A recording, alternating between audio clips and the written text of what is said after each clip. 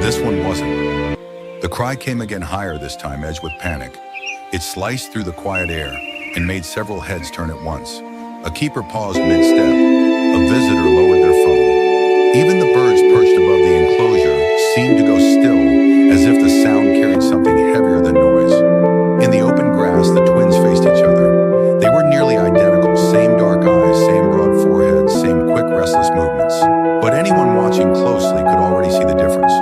One stood planted shoulders, squared chest, puffed in clumsy confidence. The other leaned back, weight, unsteady hands, half raised in defense. It started with a push, small, almost casual. The weaker twin stumbled, caught himself, and cried out, not in protest but in fear. That was when the moment changed. The stronger one didn't back away. He stepped forward again, shoving harder this time, teeth bared in a flash that was too sharp for play. The cry turned into a scream. Across the enclosure, their mother emerged from the stone doorway. She hadn't expected trouble. Her posture said as much, loose shoulders, unhurried steps, the calm presence of an adult who believed just for a moment that things were as they should be. But the instant her eyes landed on the grass ahead, her body stiffened. She stopped. The space between her twins was charged, vibrating with something ugly and unresolved. One baby lay half-crouched, palms scraping dirt as he tried to back away. The other advanced, small fists clenched, breath fast and shallow. This wasn't noise. This wasn't play. This was conflict. A low rumble stirred in the mother's chest. Not a roar. Not yet. Just a sound of recognition, the kind that comes when instinct notices danger before the mind names it. She stepped forward. Each step was deliberate, heavy enough that the ground seemed to answer her. The twins froze for half a heartbeat. The stronger one hesitated, glancing toward her, as if calculating how far he could go. The weaker one scrambled backward, crying louder now, his small body shaking. Something about that cry changed her. It wasn't just fear. It was betrayal. This wasn't the first time they'd fought. She knew that. Over the past few days, their interactions had sharpened, grown more tense, more territorial. What had once been shared had started to feel scarce. Food, space, attention. Each small imbalance had stacked on top of the last, unnoticed by anyone who hadn't been watching closely enough. She had watched. She had waited. She had hoped it would pass. But now, standing there watching one son cower, while the other pressed forward without restraint, she understood something had shifted too far. The stronger twin shoved again. It was the smallest movement that broke everything. The mother's jaw tightened. The rumble in her chest deepened, no longer just a warning to the air, but a message aimed squarely at them. She surged forward, not running, not charging, but with the unstoppable certainty of something that would not be ignored. Both babies snapped their attention to her at once. The stronger one froze mid-motion, confidence draining from his posture. The weaker one stumbled to his feet, still crying, tiny hands flailing as if unsure where safety now lived. She planted herself between them. Her body blocked their line of sight, her massive frame cutting the space cleanly in two.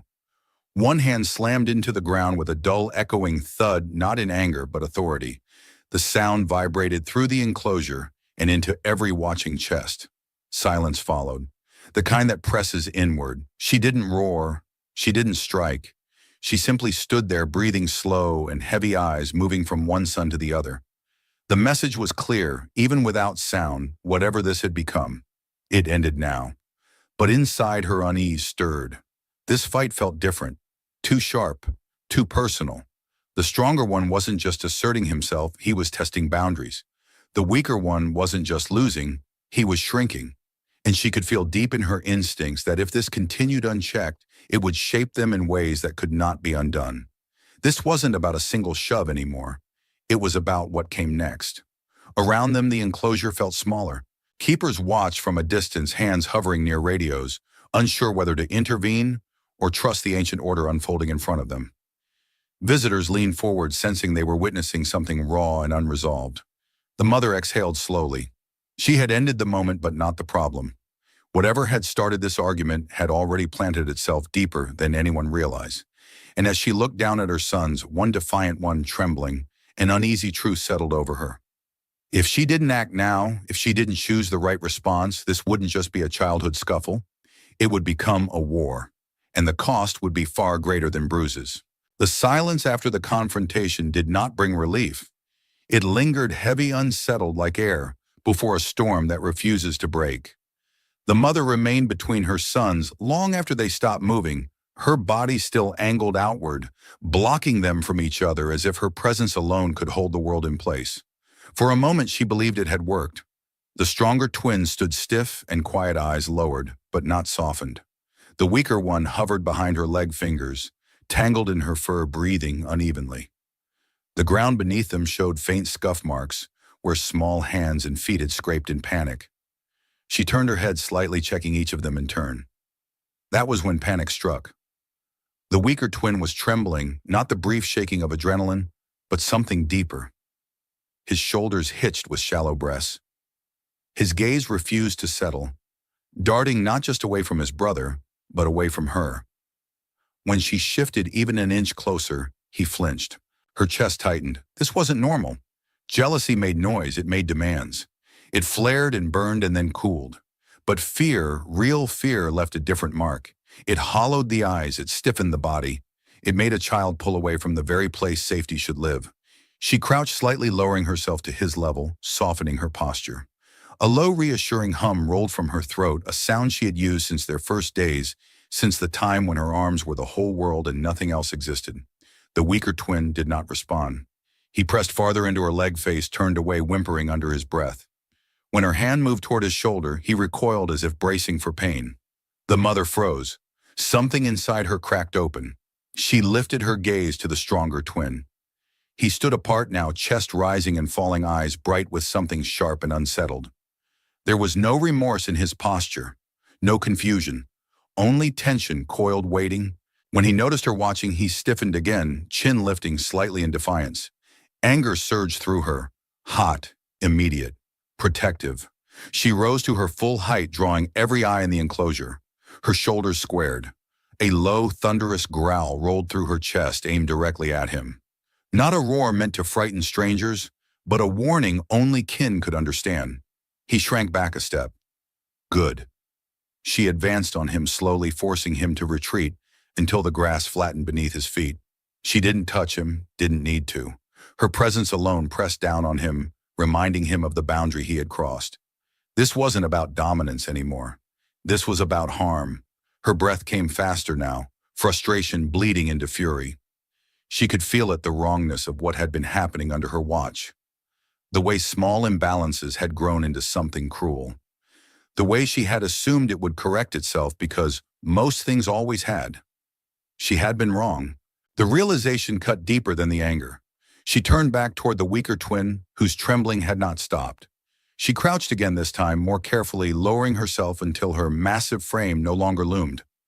Her voice softened into a low murmur, layered with apology and confusion.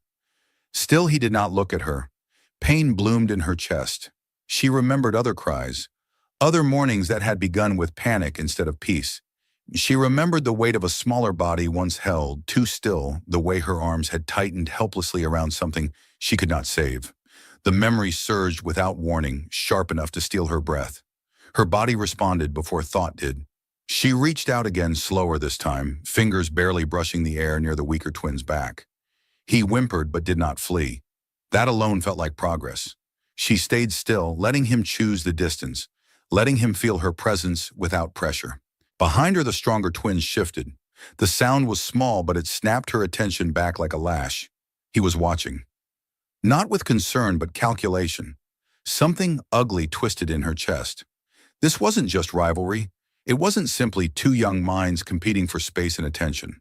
This had become a pattern, one that fed on imbalance, one that taught cruelty where there should have been trust. Her anger returned, but it changed shape. It was no longer explosive. It was focused.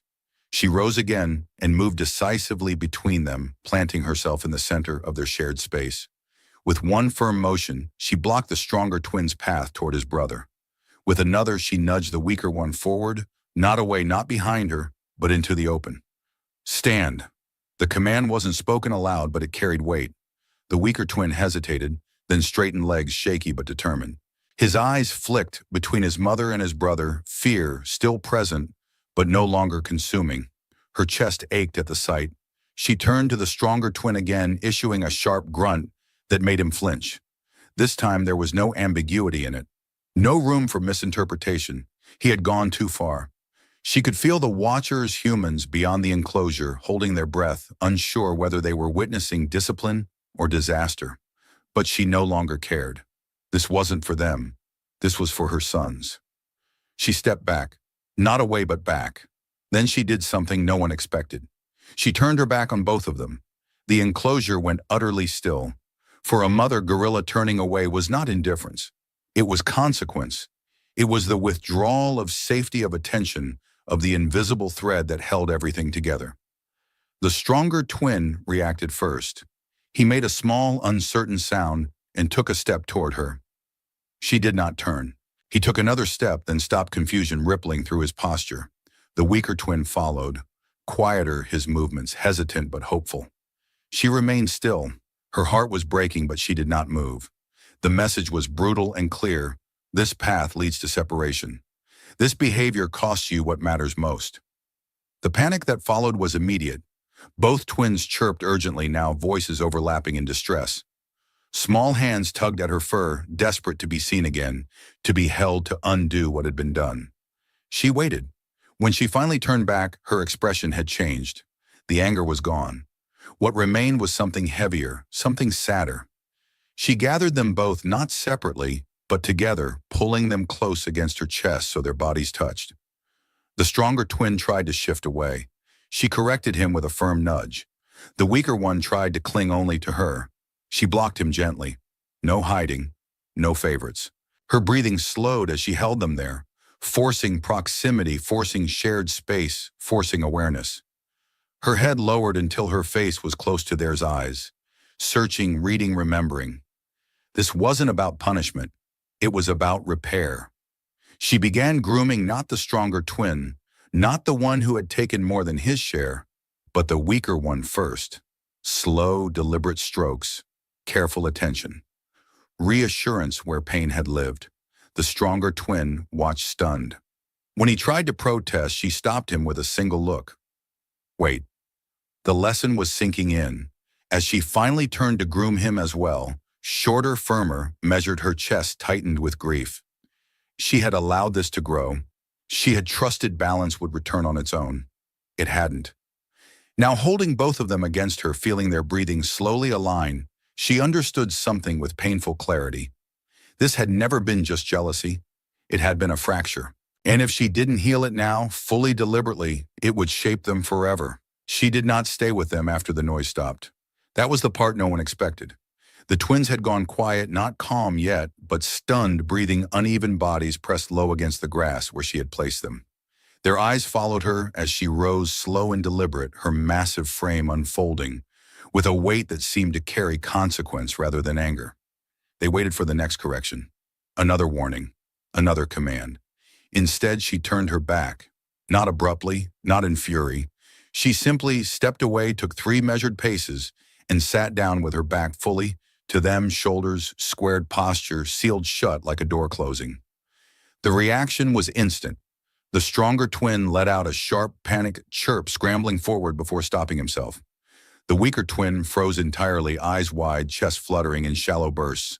For a second, neither moved, caught between instinct and disbelief. This was worse than a roar. In gorilla language, turning away was not indifference. It was exclusion. It was the most severe boundary a mother could draw without physical separation, and both twins felt it immediately deep in their bodies where safety lived. They moved together this time. The stronger one reached her first, tugging at the thick fur along her back, confused, urgent. The weaker one followed, smaller hands, clutching desperately, his voice rising into soft, broken cries that cracked under the strain. She did not turn. She did not touch them. Her back remained still, immovable, a wall they could not climb. Their panic escalated. The stronger twin circled her, trying to find her face, darting left and right, searching for the familiar reassurance that had always followed discipline before. When he failed, frustration bubbled over. He slapped the ground once, sharp and quick, a challenge born of fear more than defiance. She did not react. The weaker twin pressed closer now, forehead resting against her side, breath hitching as if he feared she might vanish entirely if he loosened his grip. Still nothing. Time stretched unbearably. This was not punishment for the sake of control. This was something far more precise. She was not teaching them to fear her. She was teaching them what they risked losing if they continued down the path they had chosen. Connection was not guaranteed. Belonging was not unconditional when it endangered the family itself. The stronger twin's energy began to drain first. His movements slowed, anger dissolving into confusion. He glanced toward his brother, really looked at him for the first time since the rivalry began. The weaker twin's body was shaking now, exhaustion overtaking distress. Something shifted. The stronger twin lowered himself beside his brother, their shoulders touching tentatively. He did not push him away. He did not claim space. He simply stayed. She felt it. Even without turning, she felt the change ripple through them. Their weight redistributed, their breathing aligned. The tension that had kept them apart loosened its grip, replaced by something fragile and unfamiliar. Still, she waited. She needed to know it was real. Only when their voices softened into small shared murmurs, no longer competing, no longer clashing, did she move again. Slowly, deliberately, she turned just enough to acknowledge them without fully facing them. The relief was immediate and overwhelming. Both twins surged forward, pressing into her chest, hands clutching bodies, collapsing against the solid certainty of her presence. Their cries broke free now, not sharp or angry, but raw, and spent the sound of fear released at last. She accepted them, but she did not soothe them yet. Her arms wrapped around both, firm and containing, holding them close, without rocking, without grooming, without comfort. This was still part of the lesson. They needed to understand that her return was not a reward for panic, but a response to change. They needed to feel the difference. Gradually, she loosened her grip, not to let them go, but to allow them to stay by choice. The weaker twin curled inward, first tucking himself under her arm, breath evening out. The stronger twin hesitated, hovering between independence and need. He glanced at his brother, then at her face, searching for permission. She gave none, so he made the choice himself. He leaned in. Her chest rose with a slow, steady breath as she finally shifted fully toward them. Only now did she begin to groom long, deliberate strokes across both small bodies, moving from one to the other without preference, without interruption. The message was unmistakable. You are equal here. You are bound. You are not alone, but you are not separate. The grooming slowed, their hearts smoothed the last edges of distress. Their bodies relaxed into her, heavy with fatigue, the kind that came after something irreversible had occurred. Because something had. They would not forget this. Not the fear of being left, not the choice they made to stay together, not the moment they realized their mother's presence could not be taken for granted. She held them until sleep claimed them both, their small forms slack and trusting once more. Only then did she allow herself to rest, though her eyes remained open, alert. This was not a victory, it was a recalibration. She had chosen the harder path, the one that risked misunderstanding, that risked being seen as cruel in the short term, to prevent something far worse in the long run. Discipline often looked like rejection to those who did not understand its purpose. But she understood. She always had. And as the enclosure settled into quiet, the twins slept pressed together, no space between them, no war left to fight. For now the bond held. Because she had been willing to step away to teach them how to stay. She did not allow them to stay hidden inside her. That came next. After the quiet returned, after their breathing slowed, and their bodies softened against her, she shifted again. Not away this time, not into distance, but inward, tightening the circle. Her arms loosened just enough for her to reposition them. With deliberate precision, she lifted each twin by the upper arms and placed them directly in front of her knees, side by side, facing outward at first. Their eyes were still heavy with exhaustion, their movements sluggish, trusting. Then she pushed gently but firmly on their shoulders. They turned. Now they faced each other. The change in their posture was immediate. Both stiffened, not in fear of her, but of what stood inches away, the sibling who had been rival threat obstacle. The space between their faces was small enough that they could feel each other's breath, smell the familiar scent they had learned to associate with conflict. The weaker twin whimpered softly, trying to angle his body away, but she blocked him with her forearm. The stronger twin attempted to lift his chin to reassert himself, but her massive palm came down beside his head, not touching him, just close enough to make the boundary unmistakable. Stay. They had never been forced to do this before. In the past, when disputes arose, they had been separated or redirected. Toys removed, food redistributed, distance created. But distance had not solved anything. It had only allowed resentment to ferment quietly to grow sharper in the absence of resolution. She understood something the keepers could not intervene to teach. Avoidance was not peace, and so she held them here. The seconds stretched. Their eyes darted, searching for escape, for distraction, for her to change her mind. But she remained unmoving, a wall behind them, a presence that would not permit retreat. The stronger twin's breathing quickened. His chest puffed once instinctively, the old reflex rising again. Before it could turn into action, she lowered her head until her face was level with theirs. Her eyes locked onto his. The message did not need sound. Not this time. He swallowed. His posture collapsed slightly, the false bravado draining out of him. His gaze flicked to his brother's face, then away again, uncomfortable, uncertain. The weaker twin trembled, tears streaking through the dust on his cheeks, his lower lip quivering as he fought the urge to cry out. She waited. This was the hardest part. It would have been easier to scold, to separate, to impose order from above. But what she was doing now required patience, bordering on cruelty to witness. She was forcing them to acknowledge each other's presence without interference, to see, not compete, to feel, not attack. The weaker twin's resolve broke first. He let out a small broken sound and lowered his head, pressing his forehead gently against his brother's shoulder, not in submission, but in exhaustion. The stronger twin froze. This was new. For a moment he did nothing. His body remained rigid, unsure how to respond to vulnerability instead of resistance. He glanced back at their mother, silently pleading for instruction. She gave none, so he had to decide. Slowly, awkwardly, he shifted closer. His forehead brushed against his brother's temple, tentative, uncertain. When no punishment followed, he stayed there, leaning, just slightly more, testing the safety of closeness. She exhaled, not audibly but deeply enough that the vibration traveled through them both. Her arms moved again, this time to pull them back against her chest, not separately, not with one under each arm as before, but together, pressed side by side, their bodies forced into contact without space to maneuver. They resisted briefly. Old habits die hard. But she did not relent. Her grip was firm but careful, holding them in place until the resistance drained out of them. Their breathing synchronized, rising and falling together, the frantic edge softening into something closer to calm. Only then did she begin to groom. She started with the weaker twin. Slow, deliberate strokes across his back, his head, his arms.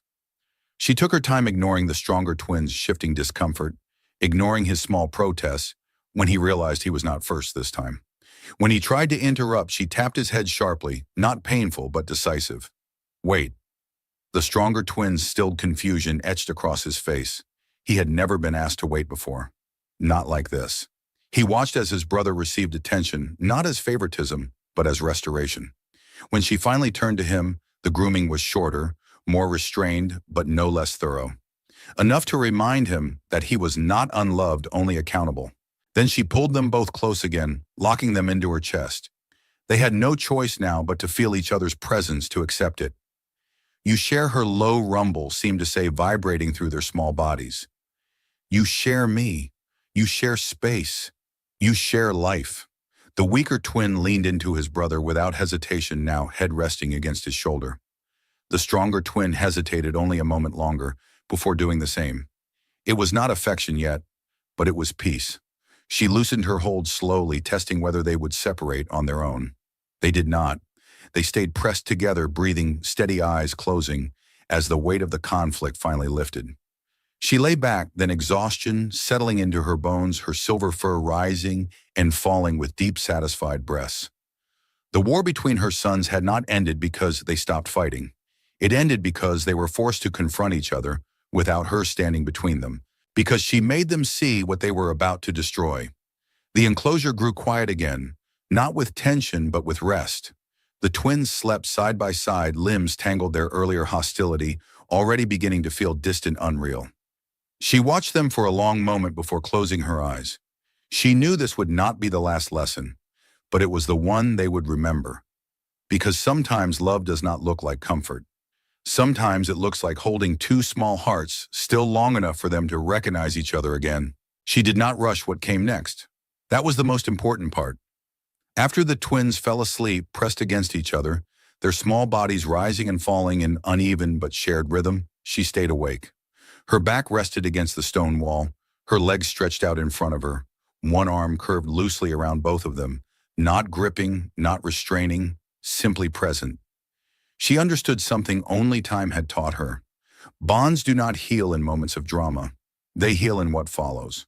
When the twins woke, it was to a world that felt subtly different. The air in the enclosure carried the same smells, the same sounds, but something inside them had shifted.